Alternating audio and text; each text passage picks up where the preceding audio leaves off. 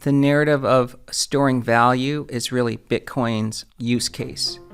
Ethereum's use case is that it's actually going to be used. Wall Street now is going to be building its entire infrastructure onto the blockchain, and the blockchain they're choosing is Ethereum. So this is the 1971 moment where Wall Street is essentially capitalizing on tokenizing the entire world onto a blockchain. That's a huge opportunity. I'm not bearish on Bitcoin because I think Bitcoin will get to 1 million. Institutions, only about 5% actually own any Bitcoin, but 95% of Bitcoin has already been mined. It's a fixed supply. Welcome back to the Master Investor Podcast with me, Wilfred Frost, where we celebrate and learn from the success of the greatest investors, business leaders, and politicians in the world, giving you, our listeners, the edge. This is a bonus episode of the podcast, part 2 of our episode with Tom Lee. He's the co-founder and head of research at Fundstrat Global Advisors. And for part 2, we're going to talk all things crypto. Tom, a very good afternoon and welcome back again. Yeah. So, Tom, I introduced you just there, obviously, as the head of Fundstrat, and of course, we talked a bit about that role. But you're also now the chairman of an Ethereum treasury company, Bitmine. The ticker for that is BMNR. That's a recent development. That's right. I became chairman of Bitmine on June 30th of 2025. And at that time, the company had announced that there was a $250 million investment being made into the company to help it transform its cash operations into owning Ethereum as a treasury. So it still has an operating business, but now the treasury part is managed or owns Ethereum. And that group of investors was led by Mosaics, which is a hedge fund backed by Stan Druckenmiller, along with Founders Fund. And there were a lot of other large firms that invested as well, including Kraken, Galaxy Digital, DCG, and traditional funds like Diametric Capital, among others. And the price of Ethereum, for anyone that wants to check, since that date has shot up, and we're going to get into that in detail in a moment. But for the layman, Tom, first of all, what is the bull case? Before we get to Ethereum, what is the simple bull case for Bitcoin when we're already at 111,000 price at the moment? Well, Bitcoin has done very well over any 10-year period. And at $100,000 today, it does reflect that institutions are beginning to view this as a legitimate way to store value.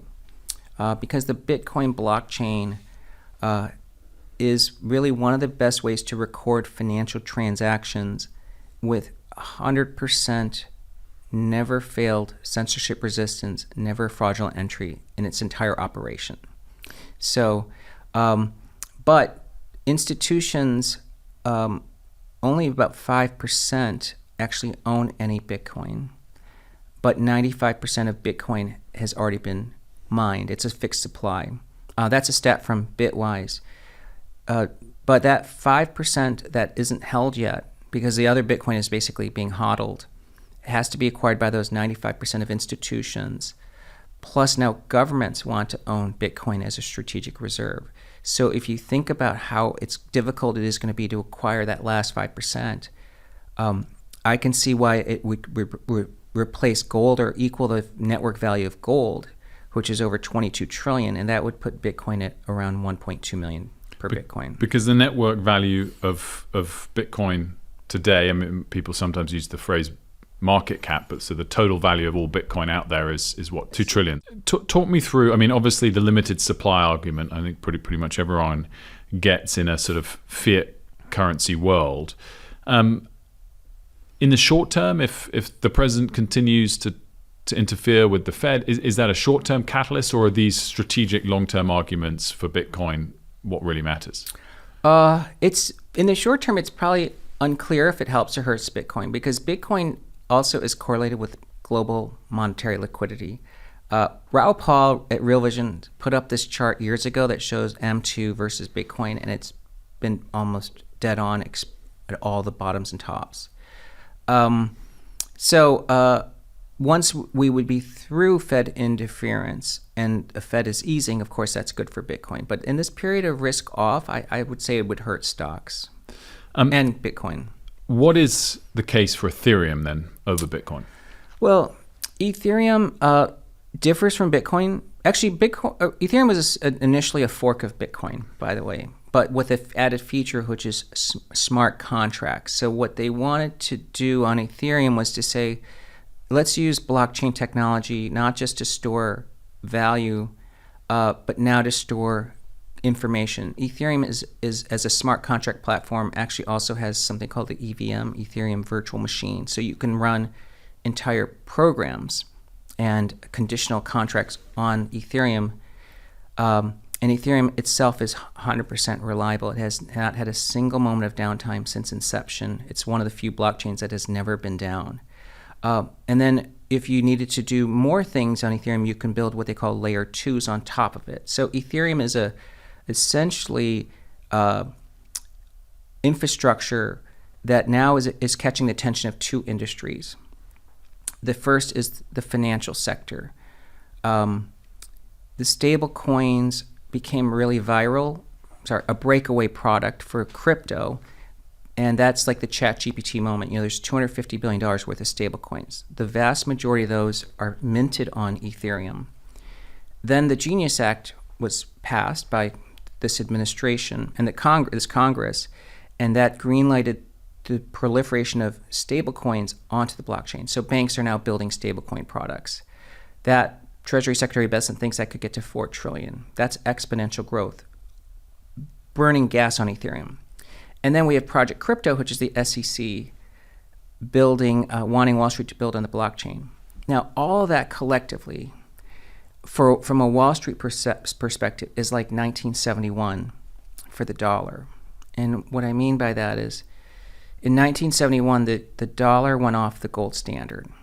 So in 1971, the dollar became synthetic. And gold was what people bought as a hedge against that synthetic dollar. So you had gold as the trade, and that would be the Bitcoin equivalent. But actually, the synthetic dollar is what created the rails for Wall Street to build all their future products. The futures, curves, derivatives were all because the dollar was a synthetic product. If the dollar was backed by gold, Wall Street would be still a very small business. Well, Wall Street now is going to be building its entire infrastructure onto the blockchain. And the blockchain they're choosing is Ethereum. So this is the 1971 moment where Wall Street is essentially capitalizing on tokenizing the entire world onto a blockchain. That's a huge opportunity. The second story arc benefiting Ethereum, though, is AI, because now we're moving towards an agentic AI world, but with real products. Like AI is principally been trained on like internet and, social media. But it hasn't been in the real world because it hasn't ingested us as we've moved and physically moved or even have independent products. That's a vast amount of new information for AI models to ingest and store. But then now you have to be sure that all the instructions being sent back to the robot are proof of the originator. In other words, you need a token. I mean, LLMs use tokens anyways, but now you need like a token that interacts across chains. And that's where AI is going to build on Ethereum, because you essentially need what they call proof of human. We need to prove that this lawnmower got a real instruction from another chain or another vendor. And so that is all being built on Ethereum. And, just to state the obvious again for our listeners, clearly Tom has an interest in Ethereum. You think it could grow in value, in total network value, more than Bitcoin, which is, as we've said at the top, $2.2 trillion of Bitcoin at the moment. I think I'm right in saying Ethereum's about 480 billion today. That's right. This is not going to be a popular statement because there's a lot of tribalism in crypto. But before this year, I would have considered Ethereum like a really good, reliable chain, but without any products being built on it, it shouldn't really do well. But because of what's happening with AI and with Wall Street and Project Crypto, I think Ethereum's essentially the value of its protocol layer, like Union Square Ventures calls it the FAT protocol, is now going to be more valuable because we're tokenizing everything on Ethereum rather than just gold. Like, so if gold is a $21 trillion market, tokenizing the real world is orders of magnitude larger than gold, which means Ethereum probably will flip in network value versus Bitcoin.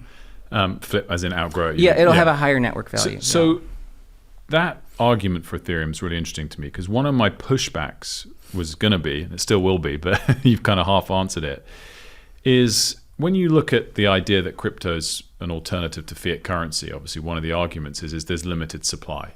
Totally get that. As you said, Bitcoin supply has already nearly been fully mined. But one of the arguments I always think of back to that is, yeah, but there's quite a few different cryptocurrencies. And what's to stop someone founding a new cryptocurrency? And here's Tom, who I really trust in some of these future-looking things, flipping his allegiance, maybe it's not quite the word, from one to the next one. And that surely is a pushback to the argument that these are great alternatives to otherwise fiat currencies who have an unlimited supply. Yes, I understand that. I think that the distinction to make is that I'm not bearish on Bitcoin, because I think Bitcoin will get to 1 million. But what about all the other cryptocurrencies? Well, other cryptocurrencies don't have the network value, because otherwise they're just software chains. Meaning... So you don't really believe in Ethereum as a currency. You believe in it for other reasons. That's right. Yeah, I think that the narrative of storing value is really Bitcoin's use case. Ethereum's use case is that it's actually going to be used and burned. So Ethereum gets consumed through gas fees, and then staking is how you produce an Ethereum. That inflation rate has been below Bitcoin, actually. So if you look at it as monetary supply, Bitcoin's monetary supply is actually still growing faster than Ethereum. So let's just touch on, because you said the Genius Act, obviously the way in which this new administration has embraced crypto. One of the reasons why, and we mentioned Jamie Dimon in the last episode, I think a lot of those people were bearish crypto 4 or 5 years ago when I was on CNBC every day, and certainly why I was bearish on it then was there's no way any government's going to allow this to grow significantly, because they need to be able to monetize their debt. They need to be able to control things like this, and the US and the dollar in particular. So how big of a turning point was that this administration has, whatever the details of the act, they've embraced crypto? Mm-hmm. And was it foolish for the United States to do that? And will the dollar's status diminish as a result? Yeah, if I could give a little historical perspective. When Tether created the first dollar stablecoin, and they built it on Ethereum, their idea was someone doesn't always want to be long Bitcoin or another crypto. They want to be long something stable.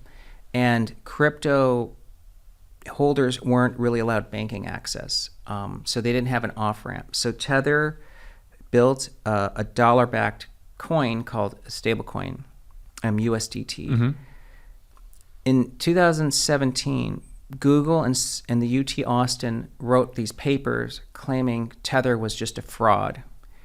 And the only reason crypto went up was because of Tether creations. Okay, so in other words, it was immediately tried to be viewed as something fake. But then Tether has since grown, and of course stablecoins have really grown in popularity. Merchants outside the US love stablecoins because they don't suffer the chargebacks. You know, credit card companies merchants eat fraudulent transactions. So merchants, they get paid, it's just as good as getting $1. In Turkey and a place like India, Tether trades at a premium to the dollar because people prefer to get that over cash because it's hard to get robbed. You know, you can use a stable coin to buy real estate in Dubai now using Tether, like $100 million transactions. So it's actually being used in the real world. Actually, stablecoin usage, 80% is outside the U.S. But the reason the U.S. administration starts to like it is, number one, crypto is essentially 100% quoted in dollars. In GDP terms, the dollar is 27% of global economy. Mm-hmm. It's 55% of central bank reserves is the dollar. It's 80% of traditional financial market pair quotes. So the synthetic dollar, which happened in 1971, made the dollar 80% dominant. In the crypto world, the dollar is 100% dominant. So the U.S. wants us to financialize into crypto because everybody prefers to get a dollar. Collectively, the stablecoin industry is about $280 billion of outstanding dollars. They are now the 12th largest holder of treasuries in the world. Japan owns 1.2 trillion of treasuries. Treasury Secretary Bessent thinks this market will get to 4 trillion. That would make stablecoins the largest holder of treasuries in the world. So it'll be backstopping the entire treasury market soon. And allows him obviously to issue more T-bills and try and keep lower rates down and less supply, I guess, of longer rates. But that's another conversation. And Tom, we're out of time. Alas, I've so enjoyed the conversation. We would keep going if we weren't generously been allowed to use the Risk Reversal podcast studio. And we're going to talk a little bit about that podcast, which you must subscribe to if you haven't already. And they've got a recording coming up. Always a pleasure, Tom, to catch up. I love the first conversation. I love this crypto conversation. And people can subscribe to Fundstrat. That'll be in the show notes. And make sure to follow Tom on Twitter. And next time you're in London, will you stop by and we can use our studio instead? Yeah, I'd love to come by. Tom Lee, the founder of Fundstrat and the chairman of the ETH treasury company BitMine, thank you so much for joining us. Next week on the Master Investor Podcast, a double lineup. We'll be joined by podcast co-founder, billionaire investor Jim Mellon for his next quarterly appearance. Really looking forward to that conversation. And we'll also later in the week be joined by the former British Prime Minister, Liz Truss. Lots to discuss with her. Remember that everything you've heard in the Master Investor Podcast should not be considered as direct financial advice. More on that in the show notes. The Master Investor Podcast is produced by Paradine Productions and Master Investor Podcast Ltd. in association with Birdlime Media. If you've enjoyed the show, please do subscribe and leave us a 5-star review. Our thanks again to Tom Lee and to the Risk Reversal Podcast team for allowing us to use their studio in New York. I'll see you next week with Jim Mellon and Liz Truss. Well, for those of you watching this episode with Tom Lee, you will have seen that we are in the Risk Reversal Studios in New York City. My great thanks to my friends Dan, Nathan, and Guy Adami for letting us use their studio for this week's episodes. And guys, A, thank you. And B, I really want to push your podcast to all of my listeners.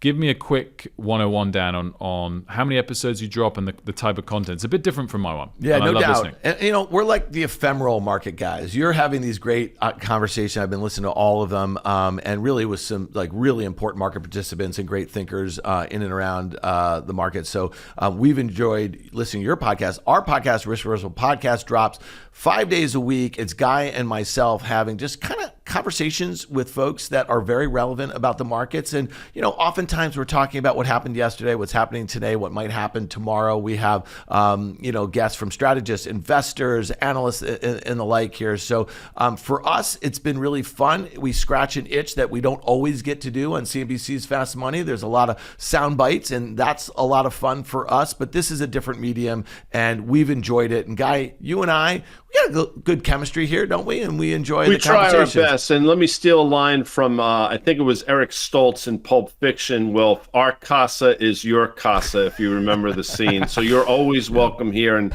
listen, Fast Money's been an incredible platform for us. CNBC has obviously been a great home for us, but this allows us to get a bit more granular at times, a bit more irreverent, talk about things with some depth that we probably can't get into on Fast Money and regular CNBC. And it's allowed us to, I think, sort of build upon that chemistry and allow the audience to sort of get to know us. And it's been a lot of fun. And we're approaching our 5th year. Hard to believe. It is hard to believe. And I've been a listener throughout that period of time. And you guys do have great chemistry. It's great fun to listen to. But from my perspective, I almost don't want to admit this because I quite like getting the unique insights and claiming them as my own. But the regularity with which you're addressing what's happening day to day can allow me not to have watched CNBC all day or not to have read the FT cover to cover, download that day and know what just happened. I'm sure you'll be talking about NVIDIA earnings tonight and short-term things that really matter. And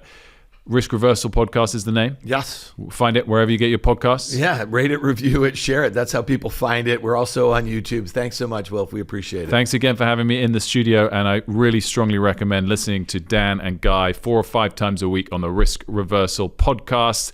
We will be back next week with the Master Investor Podcast.